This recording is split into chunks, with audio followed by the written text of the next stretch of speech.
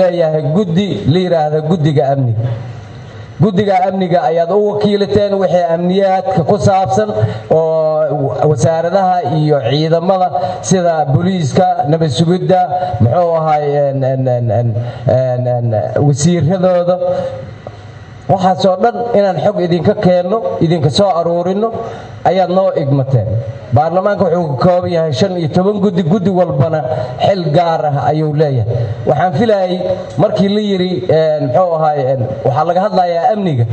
gudoomiyaha waxaan lahay wuxuu isugu yeeri doonaa guddiga amniga wuxuu dhihi doonaa maxaa ka diyaariseen maxaad haysiin ayuu idin dhihi doonaa habeenkii oo dhan waxaan teleefoonadan aan la yururnay saas ay tahay anaga dadaal dheeraad ayaan sameeynay mar haddii amniga laga hadlaa la yirin waxaan sameeynay qoraal rabood dhammaystiran waayo waxaan la kulannay wasiirkii amniga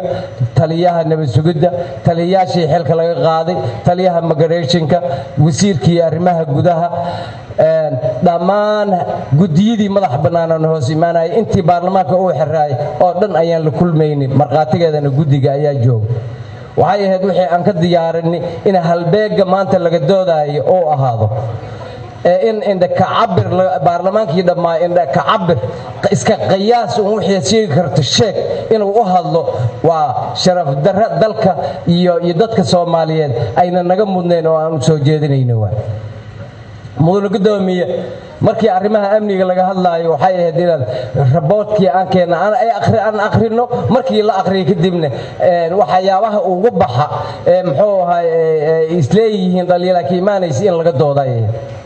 in intaan 275 xildhibaan mikrafoon walba looga waco qof walba capability-giisa oo ka hadlo oo yiraahdo shabaabaa soo daatay cirka laga soo dhacay dalkiya burburoohoy caloosha laga go'ay waxaas wax loo qaadan karo ma aha waxaan ka codsanayaa dooda tan noocan u socoto dalkana dan uma aha dadkana dan uma aha meesheedu ku jooji raboodka aan soo qornay aan idin akhrino qodob kor istaaga xataa waxa ku jira waxyaabaha tala soo jeedina ku jira raboodkaas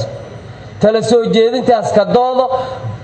iyadoo wanaagsan oo sharafteena iyo qiimaheena dalkeena aan ilaashanayno waa in aan muxuu ahay aan qaraar dhaba oo dawladda waa la xisaabtami karnaa yaa diiday qayraan halkan keeni karnaa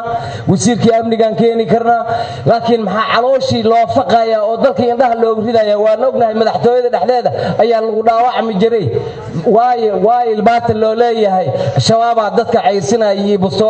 bustool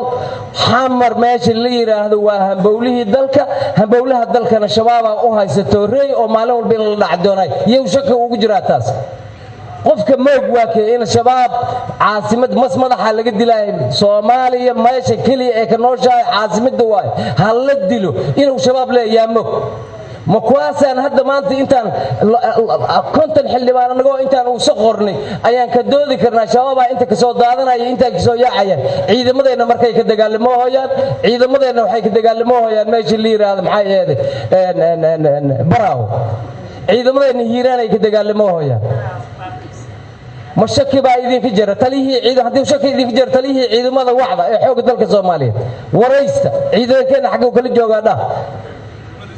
waxyaabaha saxda oo dalka muxuu ahay amnigiisa oo kusoo amnigiina nagala siyaasadayn amniga hadii la siyaasaday wallahi idinka idin saameynaysa wax kale iska dhaaf